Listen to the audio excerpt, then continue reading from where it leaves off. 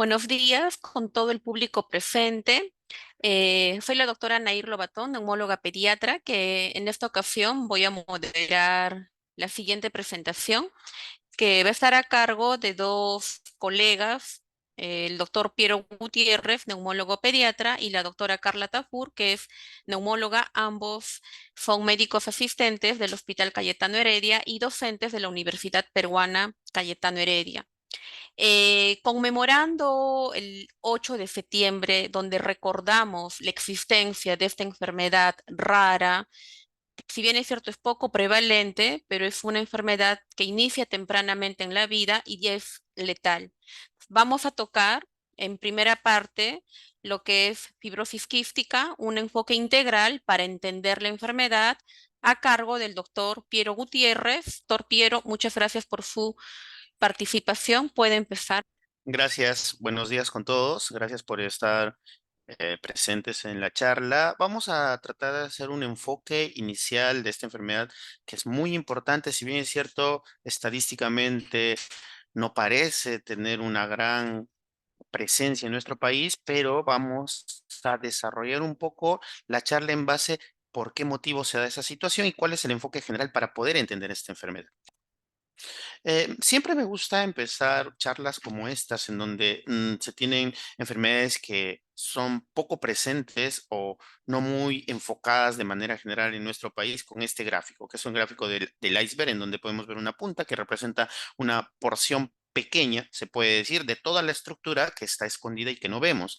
¿Y qué podríamos decir con esta punta? Que probablemente sean los casos que conocemos, los casos que se han tamizado. Lamentablemente el tamizaje universal está en proceso, hay muy poco, o hay algunos centros que todavía no lo hacen, los casos diagnosticados y los casos que están con tratamiento, los que pueden acceder al tratamiento y los que son casos de soporte, que son la pequeña parte. Lamentablemente, en este tipo de enfermedad, la gran mayoría de pacientes están escondidos porque no han pasado tamizaje, no han sido diagnosticados o probablemente ni siquiera están recibiendo tratamiento y hasta a veces llegan a un desenlace fatal que nunca se supo exactamente cuál era la causa de esta circunstancia. Entonces, quiero llamar un poco la atención desde ese punto de que nos falta mucho, mucho por investigar y saber sobre la presencia de esta enfermedad en nuestra realidad, ya que nos podemos fijar en esto, vamos a dar el otro vuelco un poco interesante, que históricamente la presencia de esta condición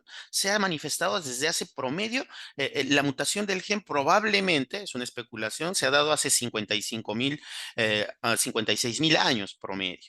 En las culturas del norte europeo habían relatos que se pasaban de boca en boca o costumbres que se decía, por ejemplo, en Alemania del siglo V, VI, se decía una historia clásica que si había un niño que al besarlo era salado, estaba condenado a morir prematuramente y de forma muy fea para este pobre niño, ¿no? Posteriormente, alrededor del siglo XV, había muchas creencias de que las enfermedades estaban relacionadas con brujerías o maldiciones. Entonces, Peter Pau en los Países Bajos hace una autopsia a una niña que supuestamente había sido maldecida, que le habían hecho una maldición, que desde los 8 años se enfermaba demasiado y que había llegado a desnutrición y muerte posterior.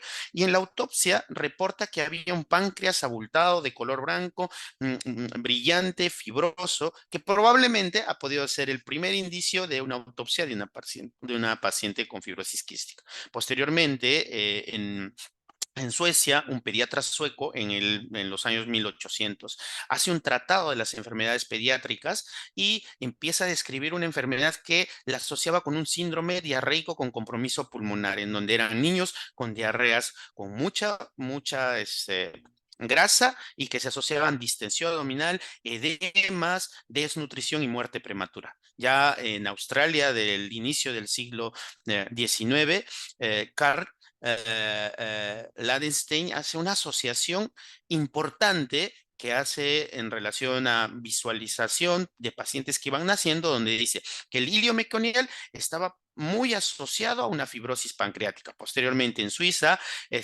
Fanconi hace por por primera vez la definición de fibromatosis familiar congénita asociado a bronquiectasias, a la presencia de enfermedades asociadas al páncreas y con compromiso severo de la función del pulmón. En el año 38, Andersen hace una de revisión característica y es el primero en acuñar el nombre de fibrosis quística del páncreas. A partir de ese tiempo se empieza a hablar de fibrosis quística y de mucoviscidosis, que es como que el otro nombre que le da Sydney en Estados Unidos a estas enfermedades que afectan sobre todo a los órganos secretores. ¿Ok? Yendo un poquito en la historia más adelante, en el año 54, Anderson y Hooks hacen una observación netamente clínica a los pacientes con fibrosis quística o mucoviscidosis y determinan que esta era una condición relacionada con la herencia autosómica recesiva. En ese mismo año, en una ola de calor en Estados Unidos, en California, se hace un estudio observacional en donde se dosaba el cloro a las personas con fibrosis quística y a las personas sanas, aparentemente. Se determina que en realidad la cantidad de sudor en volúmenes no era muy diferente, pero sí que había mucho más cloro en el sudor de los pacientes con fibrosis quística que los otros. Por eso que Gibson y Cook, para unos 5 años posteriores, empiezan a buscar una manera menos agresiva, porque para ese entonces se hacía el dosaje de electrolitos, pero se les estimulaba a hacer actividad física muy intensa o a cosas que ponían en riesgo la vida del paciente. Entonces, Gibson y Cook por fin introducen la medida por iontoforesis del cloro en sudor, el test que hasta ahora seguimos usando para hacer el test de cloro en sudor. En el año 79, en Nueva Zelanda, a raíz de todo el boom del estudio de esta enfermedad, se hace la primera determinación del screening neonatal con el tripsinógeno inmunoreactivo y posteriormente, en el año 89, que es el año trascendental para la fibrosis quística, el grupo de trabajo de la doctora Lap Chi de Canadá, junto con un grupo de trabajo de Estados Unidos, por fin identifican y clonan el gen de la fibrosis quística que se ubicaba en el brazo largo del cromosoma 7, el CFTR, el famoso CFTR, y a partir de ese momento conocemos claramente de qué se trataba esta enfermedad. Entonces, ¿qué podemos hablar en general de la fibrosis quística? La fibrosis quística, dentro de lo que hemos aprendido históricamente, es una enfermedad hereditaria, lamentablemente crónica, que está relacionada con una mutación del gen en el cromosoma 7, en el brazo largo, en el codón Q31.2, que codifica la proteína del mismo nombre, que es la proteína reguladora de la conductancia transmembrana. Es una enfermedad multisistémica, autosómica, recesiva. Vamos a explicar de qué se trata un poco más adelante y que clásicamente o característicamente se asocia a una alteración, la eliminación del cloro y una composición, un cambio de composición del sudor en general y afectación de todas las células exocrinas sobre todo. Hace en la vía aérea respiratoria, secreciones más viscosas en la vía aérea y alteraciones del tracto digestivo. Epidemiológicamente hay una variación bien importante en relación a la presencia de esta enfermedad en el mundo.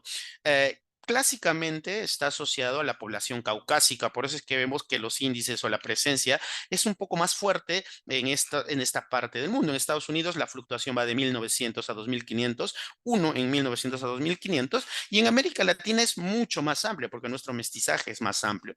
Puede ir desde frecuencias medianamente altas de 3900, 4000 en Argentina, como 6000 en Uruguay, hasta 9000 alrededor de México. Pero ¿qué pasa con nuestro país? Lamentablemente, en nuestro país no tenemos una tasa de prevalencia de fibrosis quística establecida.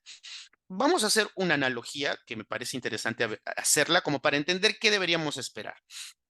Si nuestra tasa de aproximada son 600,000 nacimientos al año y nuestra prevalencia de fibrosis quística no la conocemos, podemos, diríamos, hacer una correlación con algún país que se parece a nosotros. Entonces, dentro de Latinoamérica, en México, la tasa de prevalencia es uno de 9,000. Si lo asociamos un poco, deberíamos esperar alrededor de 66 casos al año. Si nos vamos directamente al Ministerio de Salud, que es donde yo trabajo, representa un poquito del 70% de la prevalencia de nacimiento, se puede decir. Entonces, deberíamos esperar 45 casos al año promedio de fibrosis quística. Dentro de los hospitales que más manejan fibrosis quística en el MINSA, que es el Instituto Nacional de Salud del Niño de Breña, se identifican entre 4 a 5 casos al año. Y en los demás hospitales se identifican entre 2 a 3 casos al año. Entonces, identificamos solamente 8 de los probables 45 estimados que podríamos tener. ¿Y qué pasa con los demás? A eso me refería de la sensación de que todavía nos falta mucho por conocer de nuestras características personales. Por la cortesía del Servicio de Salud del Instituto Nacional de Salud del Niño de Breña, del Servicio de Neumología, me pudieron brindar estos datos que me parecen tristes porque son la cantidad de pacientes al momento en el año del 2020 que tienen fibrosis quística, que son solamente 111, de los cuales se distribuyen en su gran volumen en el Instituto Nacional, 30 niños, en el Hospital Rebagliati, tanto en niños y adultos, 40 y 22, en el Hospital Loaiza, 3 pacientes, y en otros hospitales, todos los demás hospitales juntan el promedio de 16 pacientes. Es un poco complejo entender que nuestro volumen de pacientes identificados es muy pequeño. Entonces, para identificarlo mejor, tenemos que conocer a nuestra población. Este es un estudio que se realizó alrededor del año 2017 de todos los pacientes que para ese entonces, un grupo de pacientes que para ese entonces tenían el diagnóstico de fibrosis quística. ¿Qué se intentó hacer? Como sabemos, la fibrosis quística es una enfermedad congénita de autosómica recesiva que tiene alteraciones en la mutación del gen, pero son muchas mutaciones. Entonces, ¿qué se hizo en este estudio observacional y de comparación de los dos grandes hospitales que que hay en ese momento y que lo sigue habiendo, que manejan pacientes con fibrosis quística, el Hospital del Niño de Breña y el Hospital Rebagliati? Se eh, agarró a los 36 pacientes que no tenían todavía secuenciación genética y se vio cuál era la presencia de la mutación más frecuente en nuestro país en ese momento. ¿Qué se pudo identificar? Que dentro de esta, digamos, estudio genético se evidenció 72 alelos mutados. De estos 72 alelos mutados se encontró que, como en la población mundial, la mayor frecuencia era la mutación más frecuente, que es el delta F508, pero llamaba mucho la atención que el porcentaje en Latinoamérica, bueno, haciendo una salvedad, solo se buscó 10 mutaciones de las 28 más frecuentes, solo se buscó 10 de las 28 más frecuentes que hay en Latinoamérica, pero dentro de estas se encontró que el 22% era el del TF508. No había mucho que, digamos, no había mucha novedad en qué es lo más frecuente a nivel del mundo, pero la novedad era que el promedio en Latinoamérica es alrededor de 45-50%. En nuestro país era mucho menor. Y la segunda, que es el 504, y la tercera, que es 1162, que dentro del rango son lo mismo. Lo que llamaba la atención es que en la segunda el promedio en nuestro país, en Latinoamérica, es menor y en la tercera es un poco mayor. Entonces, ¿qué nos podía explicar un poco, esta situación? Que por nuestro alto mestizaje, probablemente nuestras mutaciones sean mayores. Vamos a tratar de explicar un poco ahora de conocer el gen y la proteína. Hay que entender que la mutación está a nivel del gen CFTR y la proteína CFTR. Había mencionado, arriba en este gráfico está el gen que contiene está en el brazo largo del cromosoma 7, que contiene 250 kbs y tiene 27 exones, que son las rayitas amarillas, si lo queremos decir, y esto codifica la proteína del mismo nombre, que tiene 1480 aminoácidos, o sea, tiene 1400 habilidades de mutación, y que están todos desarrollados aquí, y que cuando ya lo vemos en la membrana plasmática, lo vemos que... Entonces, la secuenciación tiene dos dominios de unión, que son estos, y tiene un dominio de regulación. Lo importante es para ver en relación a la fisiopatología estas cuestiones que estamos comentando. Ok, seguimos. Entonces, ¿cómo es la biosíntesis de la proteína? Empieza todo en el núcleo celular a nivel del retículo endoplásmico rugoso, donde en relación a un proteosoma, al gen del CFTR, el 508, se empieza a especializar y va como una manera primitiva, se va al aparato de Golgi, donde agarra su especialización y por los endosomas o directamente se transporta a la membrana celular, el endosoma lo transporta y el endosoma también lo reabsorbe. ¿Okay? Fisiopatológicamente, ¿qué pasa? Hay distintas condiciones que tienen que pasar en todas las glándulas. Voy a dar dos ejemplos de las más importantes, en las glándulas sudoríparas y en el epitelio bronquial. En la glándula sudorípara, por el gradiente electroquímico, el cloro y el sodio entran por gradiente hacia la célula y también salen. sale. ¿Qué pasa en la fibrosis quística? No hay el receptor o está inadecuado, no funciona muy bien, el cloro se queda en el espacio externo de la célula y por carga negativa jala el sodio. Por eso es que el sodio y el cloro y demás, y jala el agua y se vuelve más salado por esa situación. En cambio, ¿qué pasa en el epitelio respiratorio? Es bastante parecido. El gradiente electroquímico es contrario. Entra cloro, sale sodio, etcétera. Si agarramos y está bloqueada o por algún motivo el receptor CFTR está bloqueado, no puede entrar ni salir sodio, entonces se reabsorbe cloro hacia la célula y disminuye o aumenta la viscosidad de las secreciones bronquiales. Esto es un poco qué pasa cuando se cierran y se abre la proteína del CFTR para con el cloro, ¿no? Es como para describirlo. Entonces, en relación a la patogenia, básicamente es eso, alteración del cloro y del sodio, el cloro no puede salir, el sodio se reabsorbe, disminuye la característica normal del moco bronquial y hace que se haga más denso, y eso perpetúa los mecanismos inflamatorios.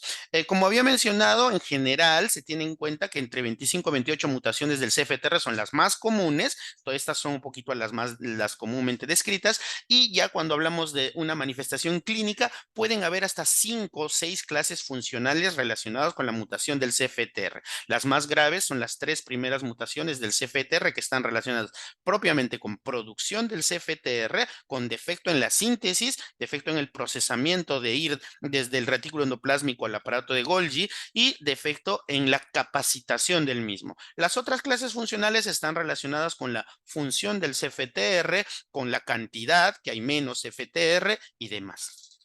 ¿Okay? Esto es un poco un resumen de lo que se había mencionado, de las 6 clases funcionales y de las manifestaciones clínicas un poco más frecuentes que hay en relación a esa situación.